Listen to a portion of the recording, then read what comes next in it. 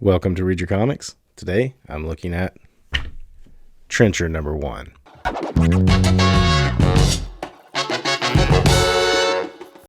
Before I get started, I just want to give a quick thank you to all the subscribers. If you're new to the channel, please be sure to hit that like and subscribe for more of this awesome content. So here we go again with another book from 1993. This one was the 200th bestseller of the year. It's an Image number 1, so almost all of those cracked the top 300. And this one is by the recently departed Kieth Giffen. I remember picking this book up. I didn't really know a lot about Kieth Giffen at the time. I knew him exclusively from Lobo.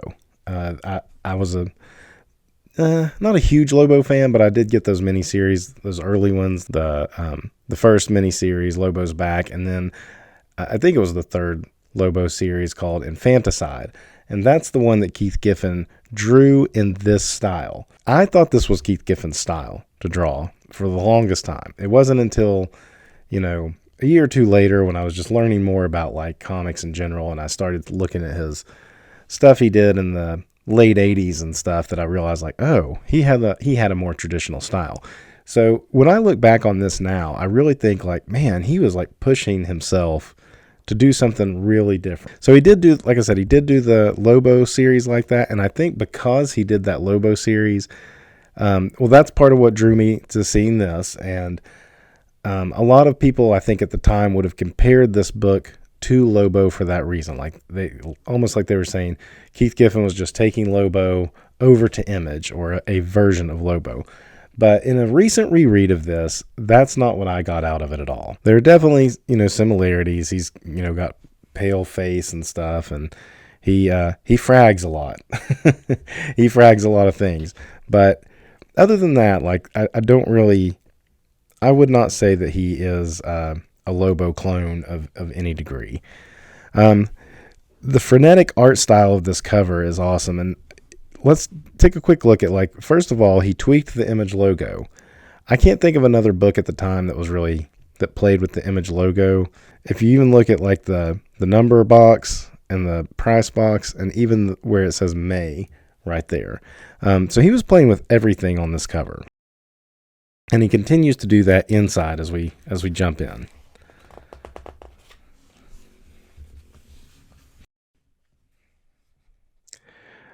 This is actually kind of like it's like a memo that kind of sets the stage. Now, I'm not going to lie.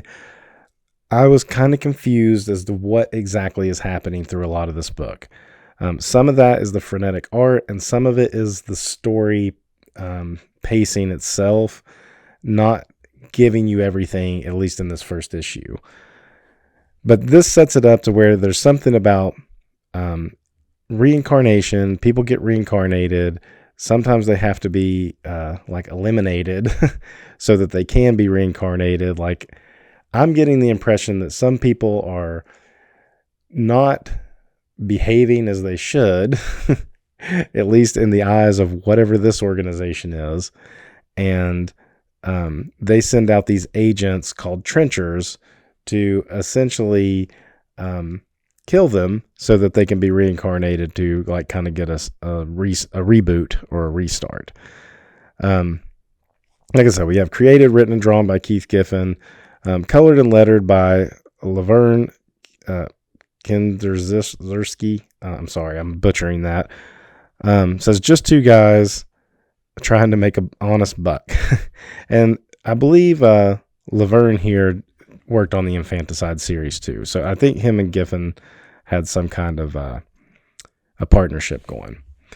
So we jump in, and like I said, if you just break down just what this panel is, I would say it's hard to tell what's happening here. But we have like buildings with like a storm swirling here.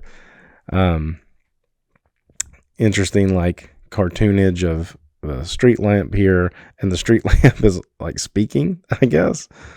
And we've got water, tidal waves coming up, and all of a sudden hurl, and the cloud hurls something out. So we've got a lot of like energy and stuff. And it's, like I've said it already a couple times, it's frenetic. Big energy blast, lots of swirling smoke. I mean, every little piece of this like clouds and smoke and dust is swirling around. The water too. Throb. You gotta love some of this, the sound effects in this. So something to take note of along the way is the page numbering. Every page number is a little different as well. And that's what I was kind of pointing back to what was going on the cover. I mean, he really did put, pen to paper for every little detail of this book. Some creators, I think, came to Image to make a quick buck and they just threw some stuff out. But I think Giffen was really trying to do something that he wanted to do on this book. And you gotta credit that. I think with his passing and more attention just coming to his work in general, at least for the short term, you're going to see this book probably not like spike in price or anything, but you're probably going to see it get more recognition than it used to. So out of this like energy and water, we have this guy show up. And this is who we initially assume his name is Trencher. As we go along, we'll learn that's not actually his name. That's just what he is. He is a trencher.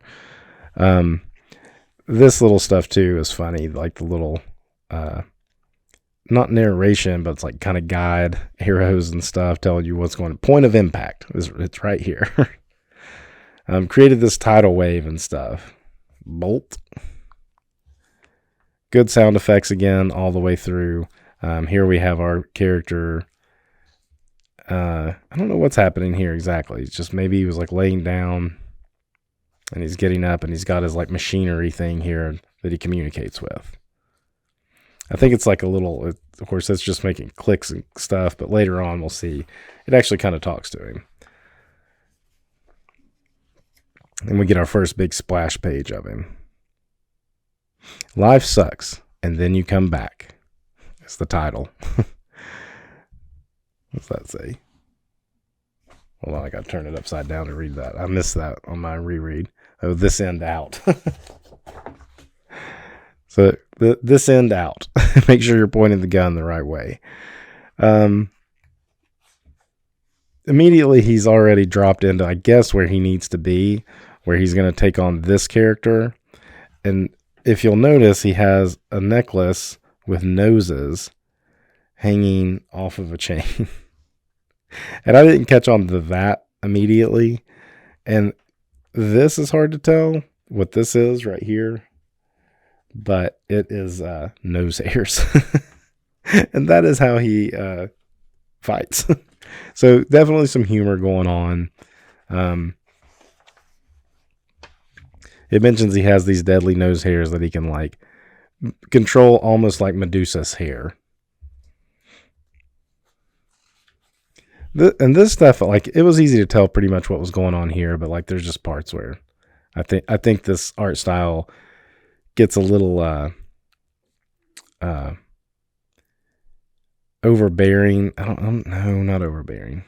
The art style gets so exaggerated that it's hard to tell exactly what's going on, particularly when it gets into smaller panels. So they have their like blowout battle here. Has a pretty cool flame effect. This style definitely works for that. Oh, it's his nose hairs. That's right. So these piercing nose hairs are coming to get him, and he essentially sets them on fire, and they go back like a fuse back to his nose. So you follow them all up through here, and then you just hear the yow.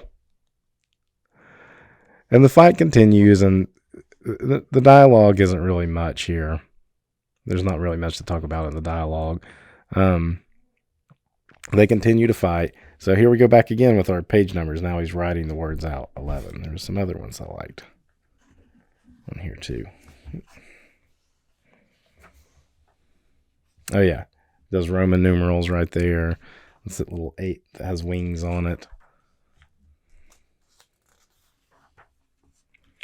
Finally, we get the big like ending to this battle, and he just punches him just through the chest, spine ripping out. I guess this is like pulling his brains out. They're just exploding. Spam.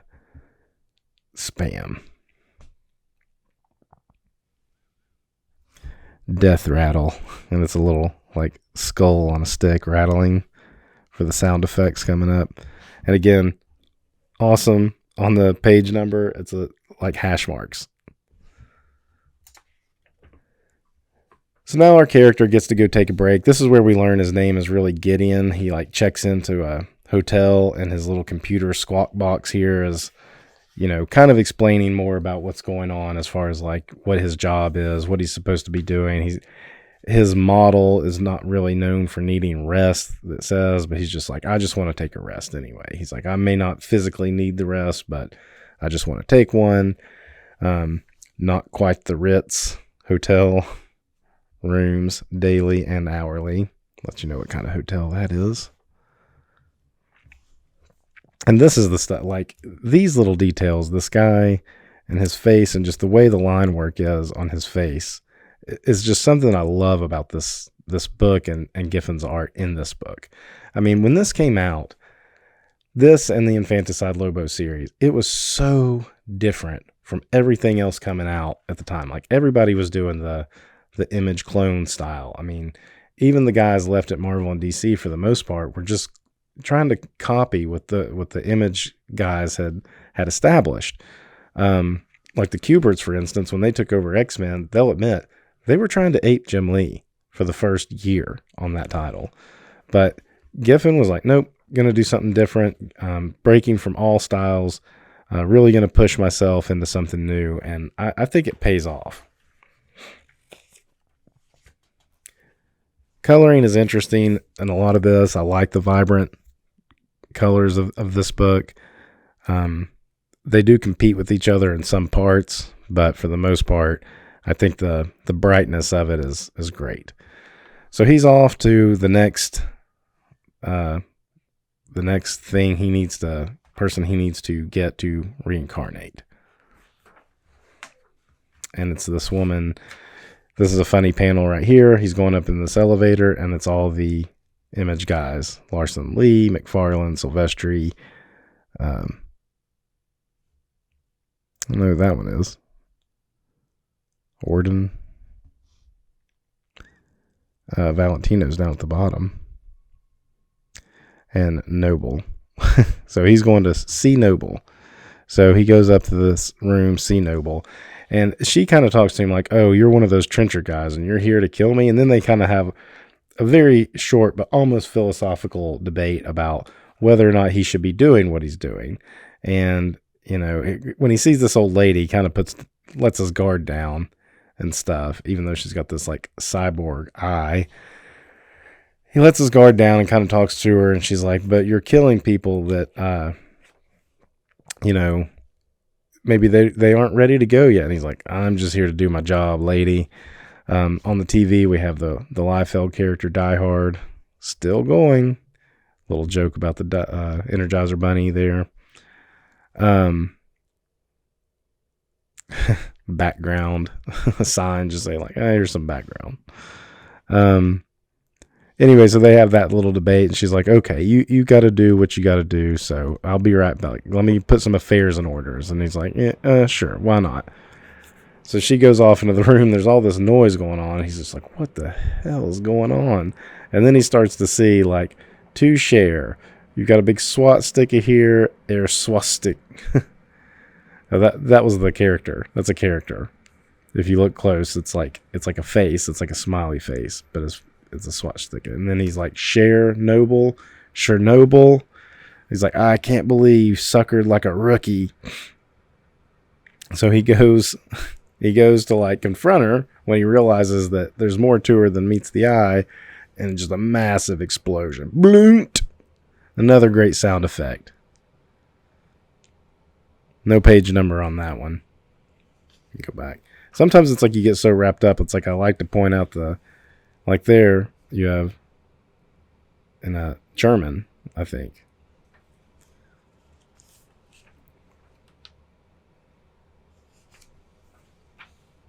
No page number on this one that I see. And I wonder if like how much you stare at this, if you'll start to find like little Easter eggs in all these like swirly marks and stuff, the more you stare at it. So he recovers from the explosion. She's like kind of like, haha. And you have written out 23. And then we see this like tread, this like tank tread coming up. And as he looks up, I was expecting her to be like on more, but it's almost like she's on skates. So she's on these like, well, that leg looks broken. She's on at least one tread. She's like, okay, let's do this, but know that I'm not going down easy. And that's how we leave off on the cliffhanger. So we got to see him kill the nasal python and taking on, at least setting up Chernobyl. And then next issue, we're also going to meet who is the hurler. And why would anyone want to know? I feel like this art style is almost like somebody pointed out that it has a little Frank Miller style to it, and I do see that, but I also see Sergio Aragonis in this, and it's almost like if Miller and Aragonis were thrown into a blender and then just poured out on the table, and this is kind of what comes out. Because I see the Aragonis in this image a lot, these like cartoony looking muscles and stuff, and even the little hairs and things. But I do see the Frank Miller being pointed out in some of the Frank Miller-esque compositions and stuff. So I can see that too. And it's almost a blend of the two. And I doubt that was a conscious effort by Giffen, but I can see that. Trencher File. Oh man, I didn't really read that. Although it does have letters already congratulating him on, well, I'm looking forward to Trencher number 1. Saw your promo and previews and thought of the perfect title for your letters column. And I did read that because he was like, oh, he actually already has something, Trench Mouth. He already had it, like an idea for it. Oh, and these Trencher, okay, so this is, the Trencher File is on Giffen and Laverne. I'm not going to say the last name again because I butchered it. Like origin uncertain. Turn-ons and turn-offs. Kieth Giffen ambitions. Actually, getting the blasted lid off of a jar instead of loosening it just enough so that the next person to try. Biggest weakness. 2-finger typing. Really makes writing this book an adventure. Biggest asset. Never uses ninjas in stories. Never. Any Giffen fans out there want to confirm that for me? Then we just have the house ads. Image was good about putting the ads in the back.